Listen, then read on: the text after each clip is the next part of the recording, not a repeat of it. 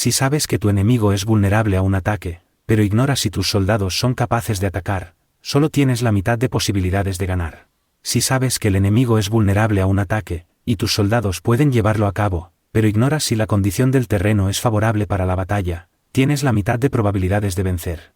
Por lo tanto, los que conocen las artes marciales no pierden el tiempo cuando efectúan sus movimientos, ni se agotan cuando atacan. Debido a esto se dice que cuando te conoces a ti mismo y conoces a los demás, la victoria no es un peligro. Cuando conoces el cielo y la tierra, la victoria es inagotable. 11. Capítulo. Sobre las 9 clases de terreno. Conforme a las leyes de las operaciones militares, existen 9 clases de terreno. Sí. Intereses locales luchan entre sí en su propio territorio, a este se le llama terreno de dispersión. Cuando los soldados están apegados a su casa y combaten cerca de su hogar, pueden ser dispersados con facilidad. Cuando penetras en un territorio ajeno, pero no lo haces en profundidad, a este se le llama territorio ligero. Esto significa que los soldados pueden regresar fácilmente. El territorio que puede resultarte ventajoso si lo tomas, y ventajoso al enemigo si es él quien lo conquista, se llama terreno clave. Un terreno de lucha inevitable es cualquier enclave defensivo o paso estratégico. Un territorio igualmente accesible para ti y para los demás se llama terreno de comunicación. El territorio que está rodeado por 3 territorios rivales y es el primero en proporcionar libre acceso a él a todo el mundo se llama terreno de intersección. El terreno de intersección es aquel en el que convergen las principales vías de comunicación uniéndolas entre sí, sé el primero en ocuparlo, y la gente tendrá que ponerse de tu lado. Si lo obtienes, te encuentras seguro, si lo pierdes, corres peligro. Cuando penetras en profundidad en un territorio ajeno, y dejas detrás muchas ciudades y pueblos, a este terreno se le llama difícil. Es un terreno del que es difícil regresar. Cuando atraviesas montañas boscosas, desfiladeros abruptos u otros accidentes difíciles de atravesar, a esto se le llama terreno desfavorable. Cuando el acceso es estrecho y la salida es tortuosa, de manera que una pequeña unidad enemiga puede atacarte, aunque tus tropas sean más numerosas, a este se le llama terreno cercado. Si eres capaz de una gran adaptación, puedes atravesar este territorio. Si solo puedes sobrevivir en un territorio luchando con rapidez, y si es fácil morir si no lo haces, a este se le llama terreno mortal.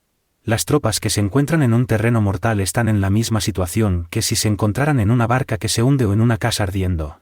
Así pues, no combatas en un terreno de dispersión, no te detengas en un terreno ligero, no ataques en un terreno clave ocupado por el enemigo, no dejes que tus tropas sean divididas en un terreno de comunicación.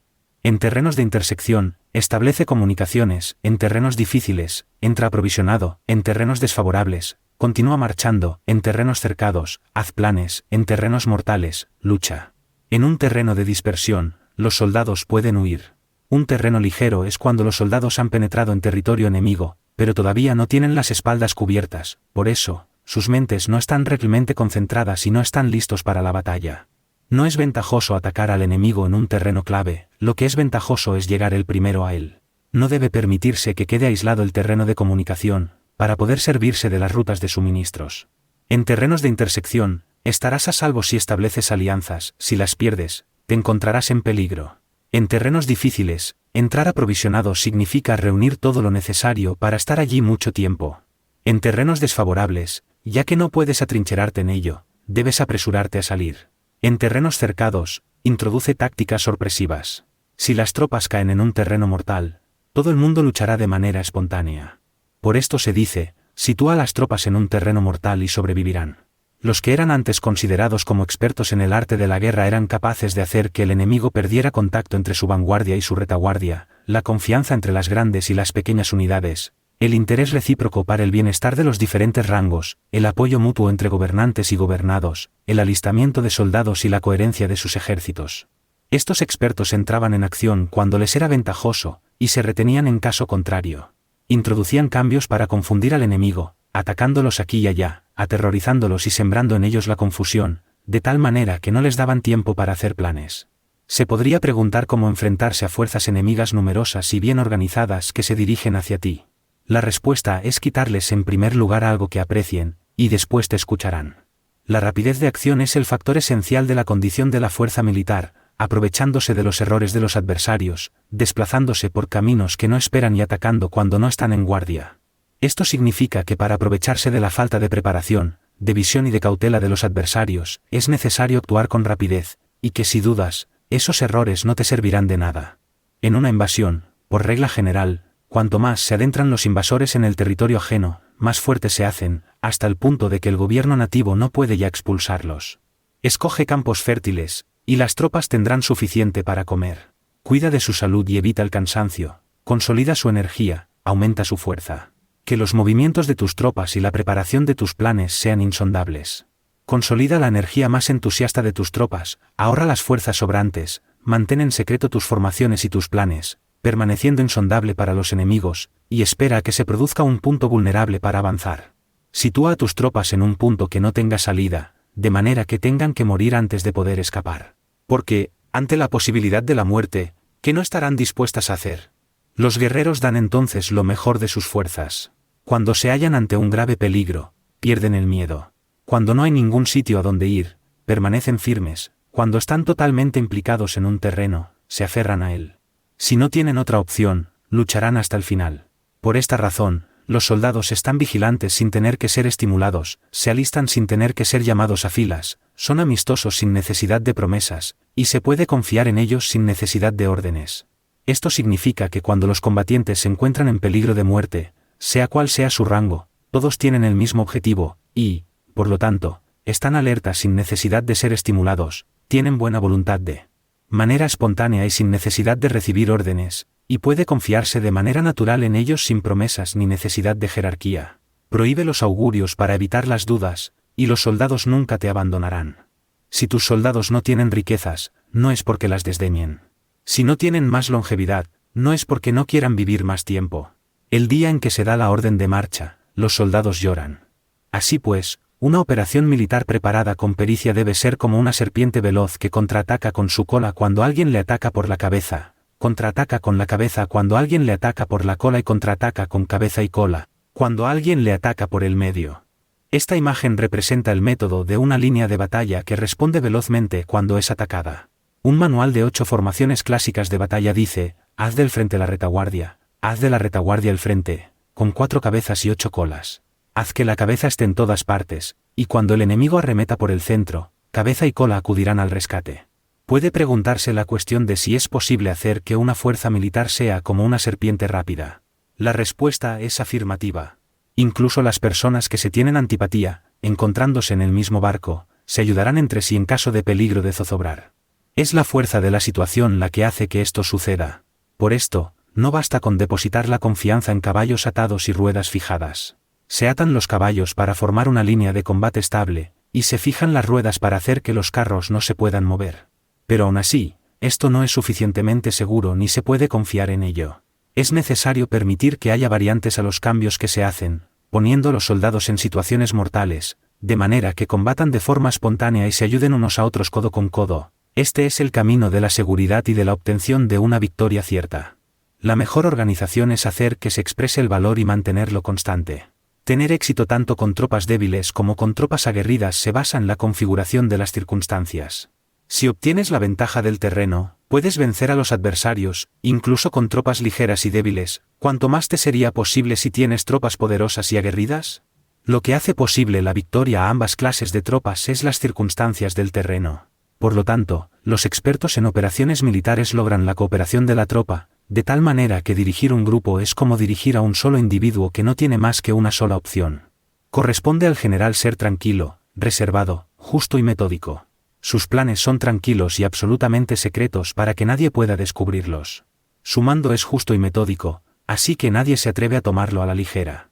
Puede mantener a sus soldados sin información y en completa ignorancia de sus planes. Cambia sus acciones y revisa sus planes, de manera que nadie pueda reconocerlos. Cambia de lugar su emplazamiento y se desplaza por caminos sinuosos, de manera que nadie pueda anticiparse. Puedes ganar cuando nadie puede entender en ningún momento cuáles son tus intenciones. Dice un gran hombre: el principal engaño que se valora en las operaciones militares no se dirige solo a los enemigos, sino que empieza por las propias tropas, para hacer que le sigan a uno sin saber a dónde van. Cuando un general fija una meta a sus tropas, es como el que sube a un lugar elevado y después retira la escalera. Cuando un general se adentra muy en el interior del territorio enemigo, está poniendo a prueba todo su potencial. Ha hecho quemar las naves a sus tropas y destruir sus casas, así las conduce como un rebaño y todos ignoran hacia dónde se encaminan. Incumbe a los generales reunir a los ejércitos y ponerlos en situaciones peligrosas. También han de examinar las adaptaciones a los diferentes terrenos, las ventajas de concentrarse o dispersarse, y las pautas de los sentimientos y situaciones humanas. Cuando se habla de ventajas y de desventajas de la concentración y de la dispersión, quiere decir que las pautas de los comportamientos humanos cambian según los diferentes tipos de terreno. En general, la pauta general de los invasores es unirse cuando están en el corazón del territorio enemigo, pero tienden a dispersarse cuando están en las franjas fronterizas. Cuando dejas tu territorio y atraviesas la frontera en una operación militar, te hallas en un terreno aislado. Cuando es accesible desde todos los puntos, es un terreno de comunicación.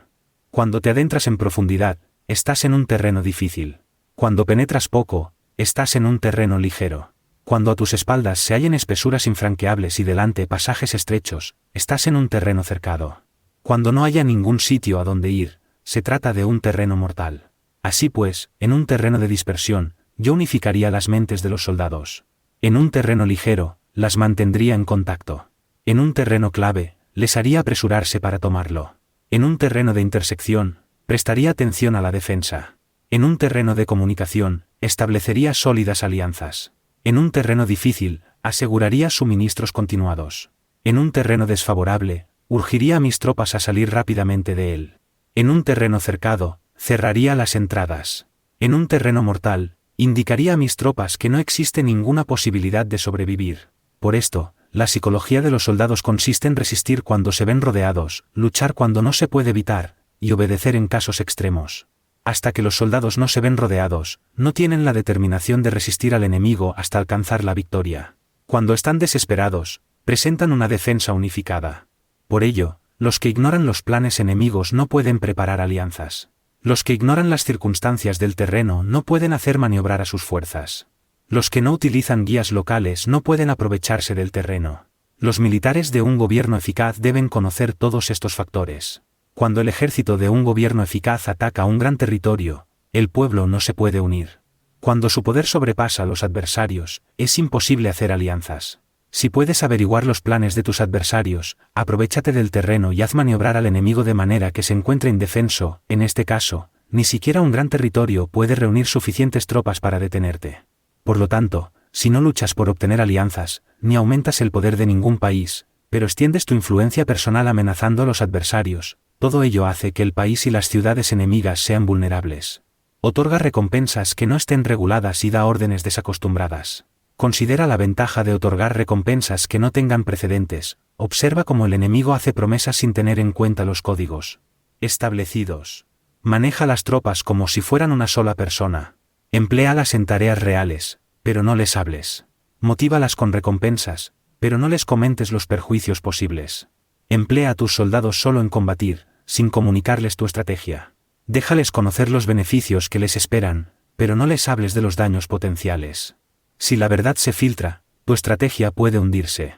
Si los soldados empiezan a preocuparse, se volverán vacilantes y temerosos. Colócalos en una situación de posible exterminio, y entonces lucharán para vivir. Ponles en peligro de muerte, y entonces sobrevivirán. Cuando las tropas afrontan peligros, son capaces de luchar para obtener la victoria. Así pues, la tarea de una operación militar es fingir acomodarse a las intenciones del enemigo. Si te concentras totalmente en puedes matar a su general aunque estés a kilómetros de distancia. A esto se llama cumplir el objetivo con pericia. Al principio te acomodas a sus intenciones, después matas a sus generales. Esta es la pericia en el cumplimiento del objetivo. Así, el día en que se declara la guerra, se cierran las fronteras, se rompen los salvoconductos y se impide el paso de emisarios. Los asuntos se deciden rigurosamente desde que se comienza a planificar y establecer la estrategia desde la casa o cuartel general. El rigor en los cuarteles generales en la fase de planificación se refiere al mantenimiento del secreto. Cuando el enemigo ofrece oportunidades, aprovéchalas inmediatamente.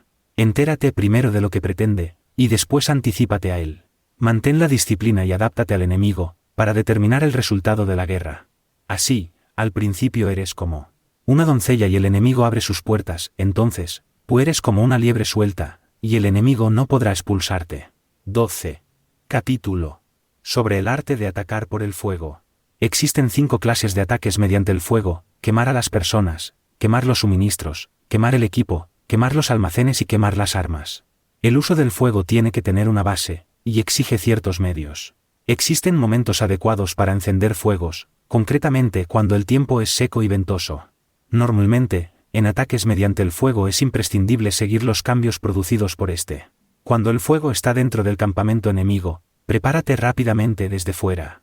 Si los soldados se mantienen en calma cuando el fuego se ha declarado, espera y no ataques.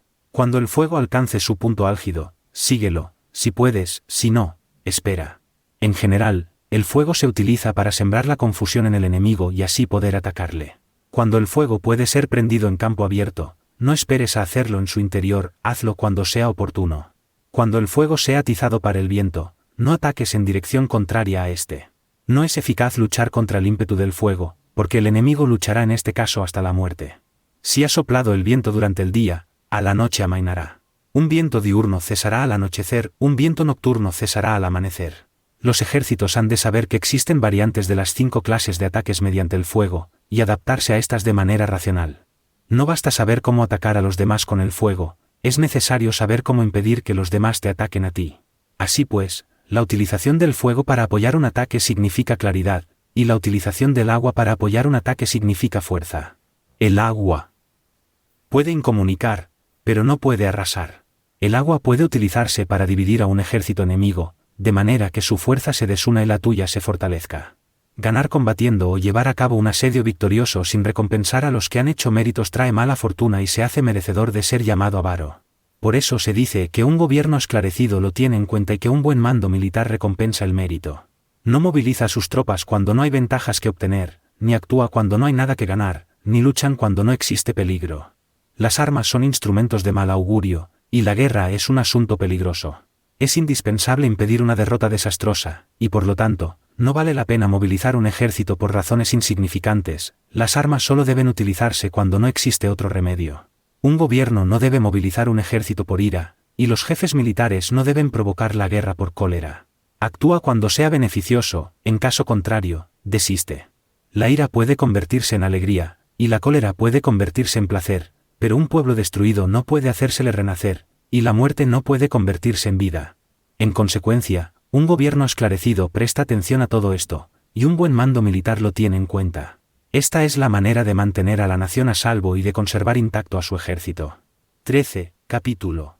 Sobre la concordia y la discordia.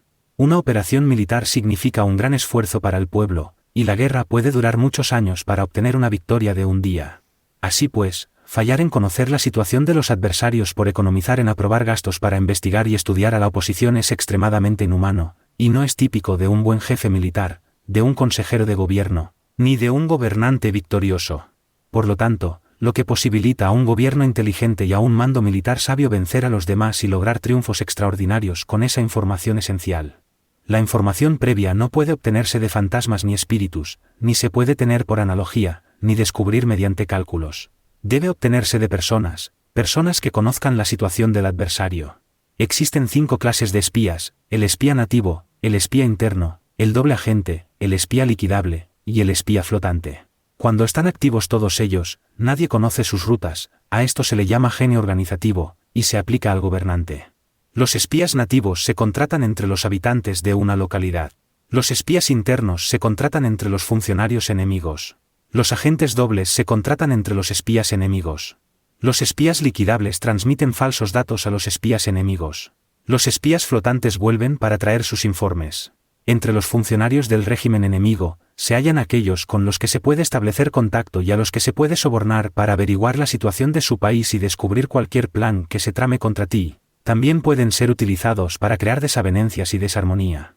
En consecuencia, nadie en las Fuerzas Armadas es tratado con tanta familiaridad como los espías, ni a nadie se le otorgan recompensas tan grandes como a ellos, ni hay asunto más secreto que el espionaje. Si no se trata bien a los espías, pueden convertirse en renegados y trabajar para el enemigo. No se pueden utilizar a los espías sin sagacidad y conocimiento, no puede uno servirse de espías sin humanidad y justicia, no se puede obtener la verdad de los espías sin sutileza. Ciertamente, es un asunto muy delicado. Los espías son útiles en todas partes. Cada asunto requiere un conocimiento previo. Si algún asunto de espionaje es divulgado antes de que el espía haya informado, este y el que lo haya divulgado deben eliminarse. Siempre que quieras atacar a un ejército, asediar una ciudad o atacar a una persona, has de conocer previamente la identidad de los generales que la defienden, de sus aliados, sus visitantes, sus centinelas y de sus criados. Así pues, haz que tus espías averigüen todo sobre ellos. Siempre que vayas a atacar y a combatir, debes conocer primero los talentos de los servidores del enemigo, y así puedes enfrentarte a ellos según sus capacidades. Debes buscar a agentes enemigos que hayan venido a espiarte, sobornarlos e inducirlos a pasarse a tu lado, para poder utilizarlos como agentes dobles. Con la información obtenida de esta manera, puedes encontrar espías nativos y espías internos para contratarlos. Con la información obtenida de estos, puedes fabricar información falsa sirviéndote de espías liquidables. Con la información así obtenida, puedes hacer que los espías flotantes actúen según los planes previstos. Es esencial para un gobernante conocer las 5 clases de espionaje, y este conocimiento depende de los agentes dobles. Así pues, estos deben ser bien tratados. Así, solo un gobernante brillante o un general sabio que pueda utilizar a los más inteligentes para el espionaje, puede estar seguro de la victoria. El espionaje es esencial para las operaciones militares, y los ejércitos dependen de él para llevar a cabo sus acciones. No será ventajoso para el ejército actuar sin conocer la situación del enemigo, y conocer la situación del enemigo no es posible sin el espionaje.